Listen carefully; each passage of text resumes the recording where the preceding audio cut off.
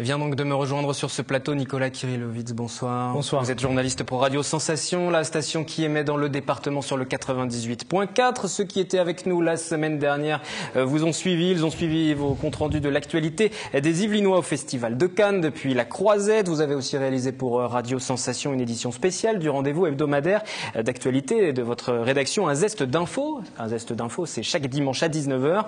Et ce soir, pour TV Fil, vous allez nous faire un bilan de cette grande messe annuelle du cinéma international. On va bien sûr parler de ceux qui viennent du 78, ceux qui y résident encore. Mais déjà un mot sur les projections auxquelles vous avez assisté. Forcément, quand on va à Cannes, on assiste à des projections. Ouais, eh bien, j'ai retenu 2 films que j'ai eu l'occasion de voir, et notamment un film de la sélection officielle, très drôle et très bien réalisé, Ma vie avec Libéras, avec dans les rôles principaux Matt Damon et Michael Douglas. Ce film, il raconte en fait la vraie vie d'une star du piano des années 70, avec tout ce que ça peut comporter, des mesures, argent et histoire amoureuse un peu loufoque.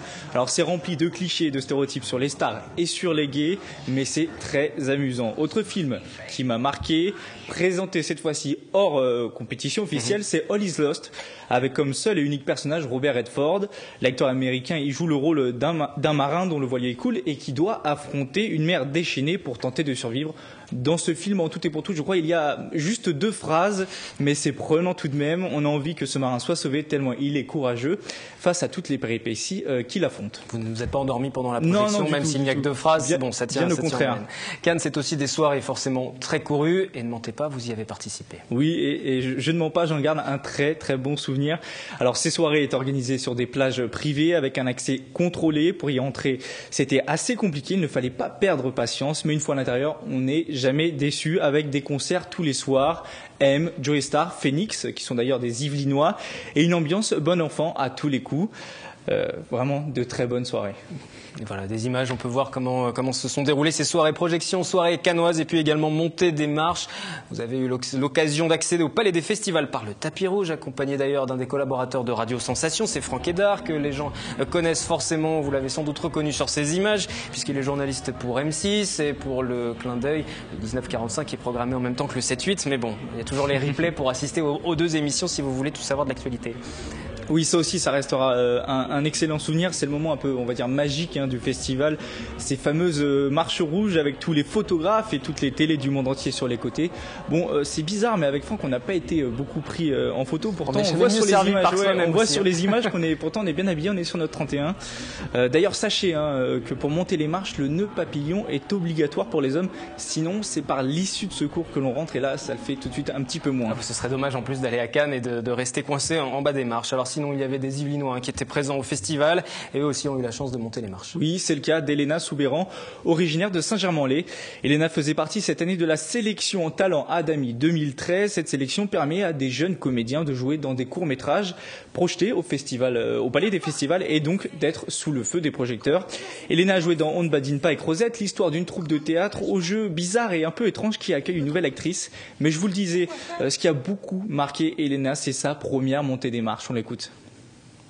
Quand on entend notre nom sur ce grand tapis qui est tellement mythique, avec ce tapis rouge, le festival de Cannes marqué en grand, on le voit depuis toute petite, c'est vraiment tout un truc et on se dit ah ben ça y est, là je suis devant, j'ai le tapis sous les pieds, c'est très fort. Actrices, des acteurs et aussi des réalisateurs, des réalisatrices. Parmi les jeunes réalisateurs des Yvelines à Cannes qui étaient présents, c'est Quentin Dupuis. Oui, Quentin qui présentait au Short Film Corner, l'espace dédié au court-métrage dans le Palais des Festivals, Le temps d'un repas, un film qu'il a écrit et réalisé. Petit extrait de sa bande-annonce. C'est fini. À ton retour. À ton retour. Merci à tous les 2.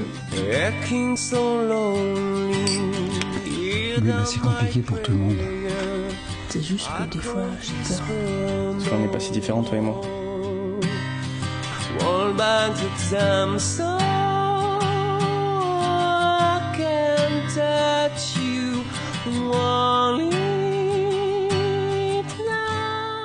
Ce qui est amusant avec Quentin, c'est qu'il vient de Plaisir, la même ville que Guillaume Canet et Jean Dujardin. Et forcément, ce point en commun avec eux lui donne quelques idées. C'est vrai que ça fait rêver déjà parce qu'ils viennent d'à côté de chez moi. Et c'est vrai quand on voit le parcours international de Guillaume Canet et Jean Dujardin, c'est vraiment un peu le rêve, je pense, pour beaucoup de cinéastes, et notamment pour moi, de pouvoir se dire qu'avoir une carrière vraiment internationale, tant en France que dans les pays anglo-saxons, aux États-Unis, c'est vrai que c'est un peu le rêve.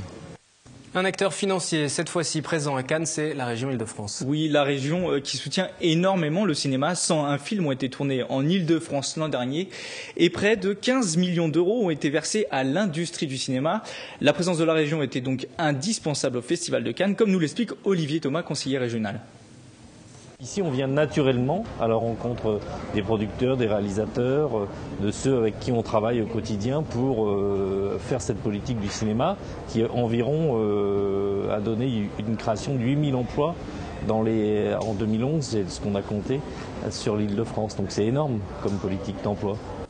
Voilà pour ce résumé du Festival de Cannes du côté des Yvelinois, du côté des Franciliens, avec Nicolas Kirillovitz, merci, de Radio Sensation. On vous retrouve sur l'antenne 98.4 dans les Yvelines, régulièrement. C'est ça, tous les dimanches. Tous les dimanches, un zeste d'info 19h. Voilà, j'ai bien retenu l'horaire.